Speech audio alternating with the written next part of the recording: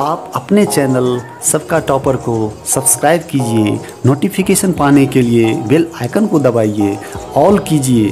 Video को like करना मत भूलिएगा। Subscribers, today our topic for discussion is osmotic pressure in class 12 chapter solution. So let's start. So osmotic pressure यहाँ diffusion, osmotic pressure को समझने से पहले हम लोगों को डिफ्यूजन के टर्म में ऑस्मोसिस और डिफ्यूजन को दोनों टर्म को समझने की जरूरत है। तो डिफ्यूजन हम लोग पहले से जान चुके हैं व्हाट इज डिफ्यूजन, है ना। Diffusion is the intermixing of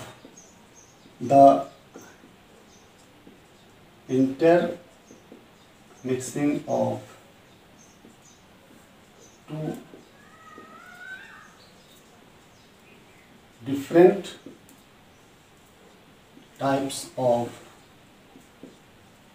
particles of matter is known as diffusion. और ये particle of different types of particle of matter है ना, by their own natural process होता है, बाय देयर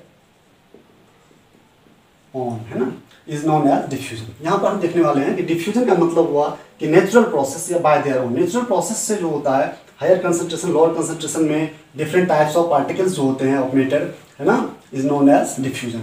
अब डिफ्यूजन के अगेंस्ट यहाँ पर डिफ्यूजन का मतलब जैसे क्या हुआ, जैसे कि आप एयर पार्टिकल्स में देखते हो कि एयर पार्टिकल में कई बार परफ्यूम लेते हो या इंसेंस स्टिक लाइट करते हो तो उसका जो है फ्रेग्रेंस जो है सो होल रूम में क्विकली स्प्रेड अप हो जाता है, दैट इज द डिफ्यूजन, है ना। तो ऑस्मोसिस में क्या होता है, what is mean by osmosis. Osmosis जो है एक स्पेशल नेम दिया गया जो सॉल्वेंट के लिए होता है ना, जो सॉल्वेंट आपका लिक्विड फॉर्म में होता है तो ऑस्मोसिस, है ना, ऑस्मोसिस, ये ऑस्मोसिस आपका हो गया। तो ऑस्मोसिस में क्या होता है कि अगर आप लिक्विड सॉल्वेंट होता है, प्योर सॉल्वेंट होता है और सॉल्यूशन होता है। प्योर सॉल्वेंट और सॉल्यूशन में इसमें जो ऑस्मोसिस में आप लोगे तो when a dilute solution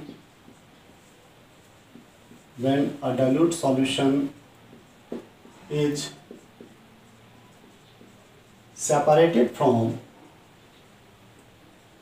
a pure solvent through a semi-permeable membrane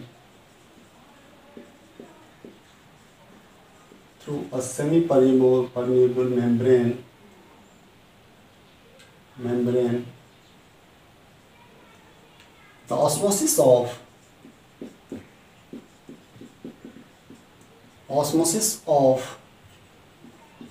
solvent particles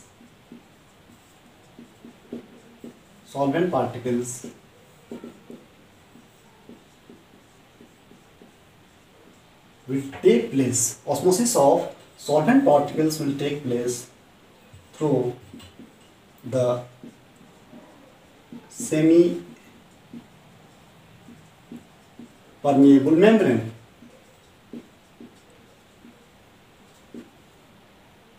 This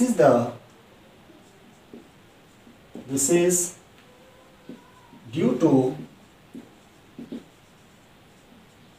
difference in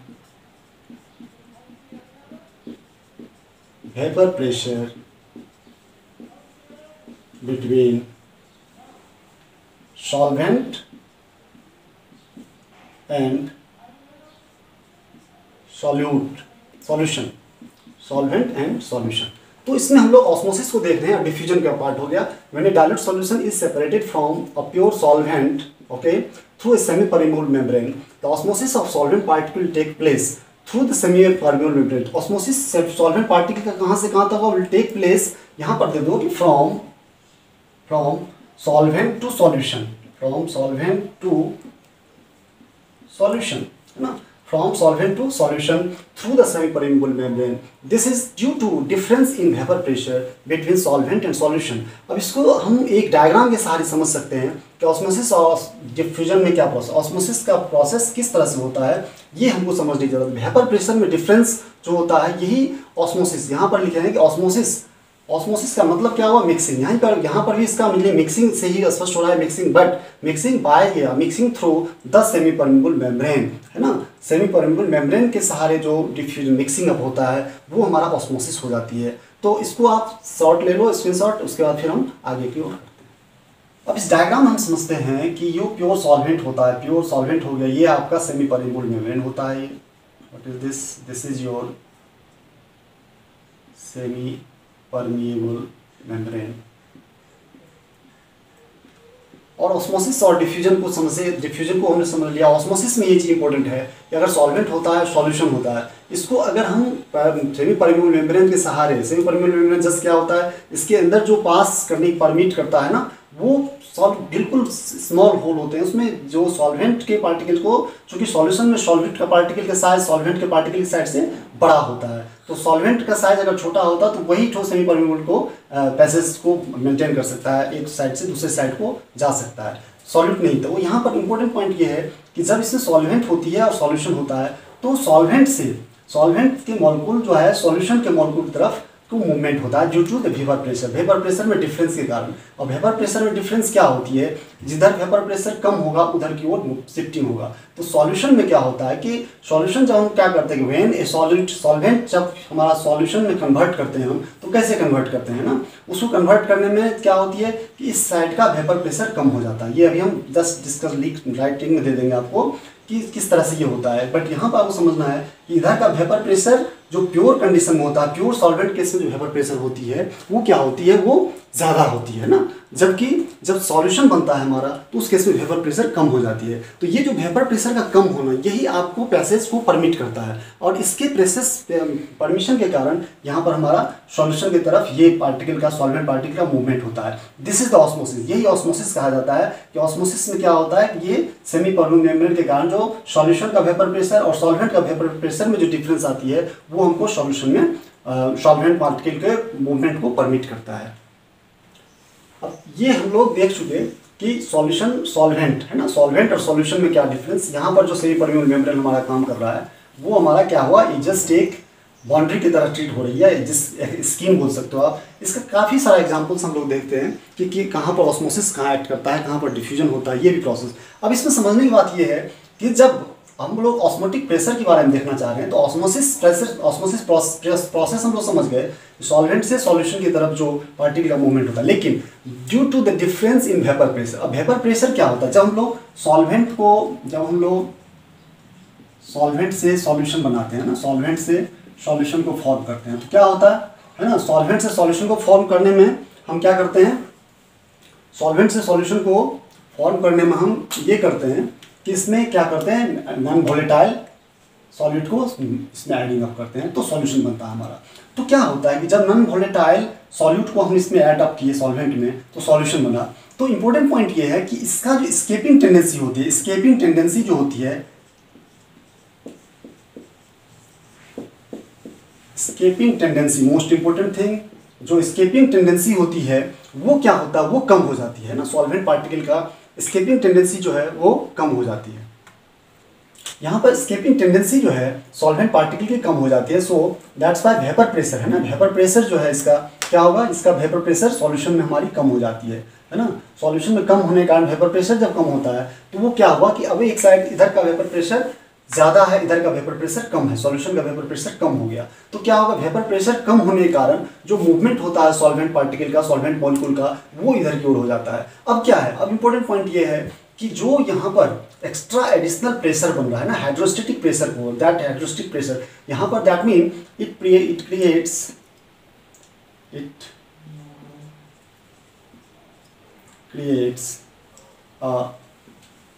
hydrostatic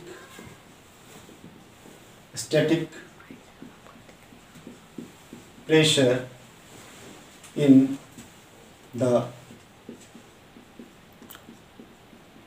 solution side है ना, हाइड्रोस्टेटिक प्रेशर है ना। तो ये जो एक्स्ट्रा प्रेशर डेवलप हो रहा है ना, जो एक्स्ट्रा प्रेशर डेवलप हुआ ड्यू टू ऑस्मोसिस, ऑस्मोसिस के कारण, जो सेमी परमेबल मेम्ब्रेन के कारण, जो वेपर प्रेशर की कमी के कारण सॉल्वेंट से सॉल्यूशन बना, तो यहाँ पर डिक्रीज इन वेपर प्रेशर। इसका मतलब क्या हुआ, सॉल्वेंट से सॉल्यूट करने में क्या हुआ, एस्केपिंग टेंडेंसी कम हो गई। और यहाँ पर सॉल्यूशन वेपर प्रेशर का हम लोग ऑलवेज जानते हैं कि solution has a solution has lower vapor pressure than its pure solvent. तो यही रीजन है यहाँ पर, प्योर सॉल्वेंट। अब इसके कारण जो लोअर वेपर प्रेशर कारण इधर जो एक्स्ट्रा प्रेशर डेवलप हुआ है ना, दैट एडिशनल एक्सटर्नल प्रेशर, जो एक्स्ट्रा प्रेशर डेवलप हुआ, that extra pressure is known as osmotic pressure. So this extra है ना, जो एक्सेस हाइड्रोस्टेटिक प्रेशर बना, this excess hydrostatic pressure, this excess hydrostatic pressure which builds up due to the separation of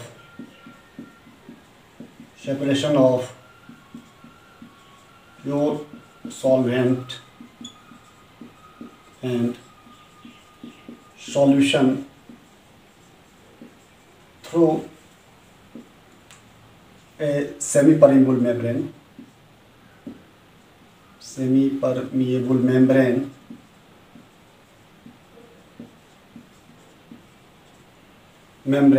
is called osmotic pressure।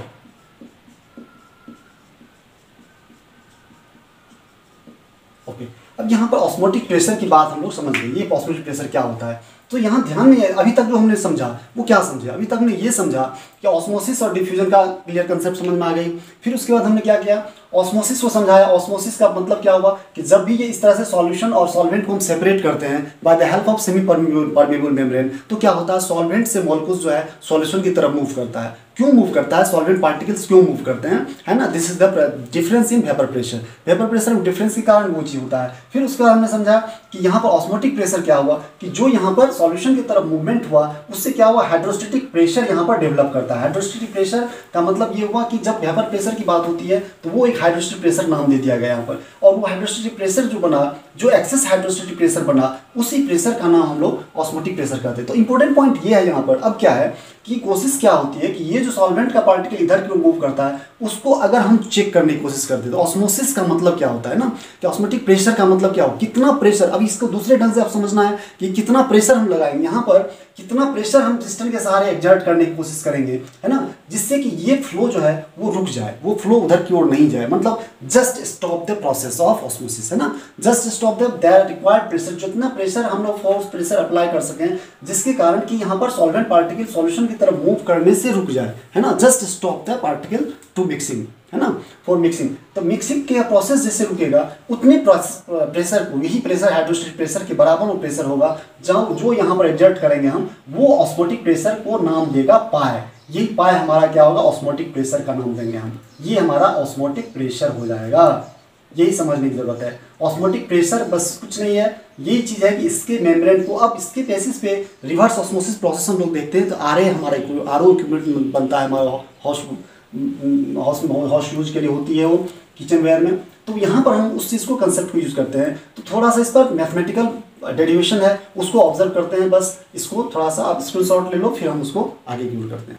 Now hence the osmotic pressure जो है depend किसके ऊपर depend कर गया, ये depends on the number of moles of solute present in solution. Solution में जो number of moles present होंगे जितना सॉल्यूट का, उस पर हमारा ऑस्मोटिक प्रेशर डिपेंड करेगा, क्योंकि यही वेपर प्रेशर को हमारा क्या कर रहा है, रिड्यूस करा रहा है। वेपर प्रेशर को रिड्यूस करने के पीछे सॉल्यूट का ही कंट्रीब्यूशन होता है। तो सॉल्यूट को इस तरह, इसलिए हम इसको बोलते हैं कि कंट्रीब्यूशन जो ऑस्मोटिक प्रेशर हुआ वो सॉल्यूट पे डिपेंड कर गया। अब ये फार्मूला हमारे आते हैं जो PV = nRT, जो गैसेस के लिए हम लोग पढ़ रखे हैं कि कोई कंटेनर में अगर गैस कंटेनर रहता है तो प्रेशर, वॉल्यूम, उसका वॉल्यूम और टेम्परेचर के साथ क्या रिलेशन होता है, वही प्रोसेस, वही सेम चीज़ है, बट यहाँ लिक्विड सॉल्वेंट और सॉल्यूशन के लिए हम लोग ले रहे हैं। तो यहाँ पर उसके कारण हम जो भी वॉल्यूम ऑफ सॉल्यूशन ले लेते हैं और ये R जो होता है सॉल्यूशन कांस्टेंट होता है, बट वैल्यू जो है ऐसा सेम होता है ना। लीटर एटमॉस्फेयर जो है पर मोल के लिए जो लेते हैं 0.082 वो हमारा R का वैल्यू इसमें भी एप्लीकेबल होगा। यहाँ पर पाई प्रेशर का फॉर्म हो गया, P nRT हो गया ये, और N जो है सो सॉल्वेंट के मोल के लिए आ गया, ये V हमारा वॉल्यूम ऑफ सॉल्यूशन हो गया,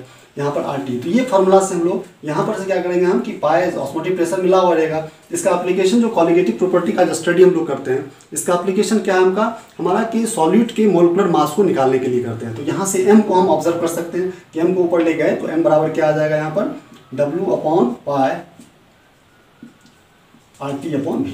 तो इससे हम molecular mass, relative molecular mass उसका निकाल सकते हैं सॉल्यूट का, यही रिक्वायरमेंट होती है इसमें। अब दूसरी बात ये है कि रिवर्स ऑस्मोसिस आरओ सिस्टम क्या होता है। आरओ सिस्टम हमारा ये चीज़ है कि जब यहाँ पर पाया जो ऑस्मोटिक प्रेशर है, तो ये तो आप क्या करते हैं, ऑस्मोटिक प्रेशर क्या हुआ जिस उसके सॉल्यूशन को पूरा यहाँ से बैलेंस मैंने ब्रेक कर दिया, रोक दिया, जो ऑस्मोसिस प्रोसेस होता है। अब क्या करेंगे, अगर एक्स्ट्रा ऑस्मोटिक प्रेशर से ज़्यादा प्रेशर लगा दिए, एक्स्ट्रा प्रेशर लगाएंगे हम, तो क्या होगा, तो सॉल्यूशन साइड के जो मॉलिक्यूल, इसमें जो सॉल्वेंट के मॉलिक्यूल्स होंगे, वो सॉल्वेंट के मॉलिक्यूल्स को इधर की ओर मूव करने के लिए प्रेरित कर देंगे, इन्वोक करेगा। तो यहाँ पर से क्या होगा कि जो रिवर्स ऑस्मोसिस का प्रोसेस जो होगा वो क्या होगा, जस्ट इस तरह से हो जाएगा आपका लाइक दिस। इसमें सॉल्यूशन साइड में हम क्या करते हैं, एक प्रेशर अप्लाई करते हैं, है ना। ये हमारा सॉल्यूशन साइड होता है, ये हमारा permeable membrane, semi permeable membrane का एक केस हो जाएगा ये, और यहाँ पर आपका सॉल्यूशन हो जाएगा। ये सॉल्यूशन होती है जो इम्प्योर स्टेट में होता है, और सॉल्वेंट हमारा प्योर स्टेट में होता है। और यहाँ पर जो प्रेशर, एक्सटर्नल प्रेशर जो अप्लाई करेंगे हम, ये एक्सटर्नल प्रेशर जो होगा, एक्सटर्नल प्रेशर ये पाई से बड़ा होगा, है ना, पाई से ग्रेटर होगा। तो पाई से ग्रेटर होने का मतलब क्या, ऑस्मोटिक प्रेशर से बड़ा हो गया, तो इसके सॉल्वेंट पार्टिकल जो है इससे इधर की ओर मूव करेंगे, तो प्योर सॉल्वेंट में इधर से सॉल्वेंट चला जाएगा, तो ये इम्प्योर से हमारा यहाँ पर प्योर फॉर्म में मिलना शुरू हो जाएगा। This is the RO system. ये आरओ सिस्टम जो होता है हमारा रिवर्स ऑस्मोसिस प्रोसेस, यही होता है आरओ प्रोसेस, है ना। रिवर्स आरओ सिस्टम हमारा एप्लीकेबल होता है, इस तरह से होता है। तो इस तरह से हम ऑस्मोटिक प्रेशर को खत्म कर दिए, लास्ट किए। अब आप लोगों को वैन डॉफ फैक्टर एक बतानी है, और फिर चैप्टर कंक्लूड कर देंगे हम।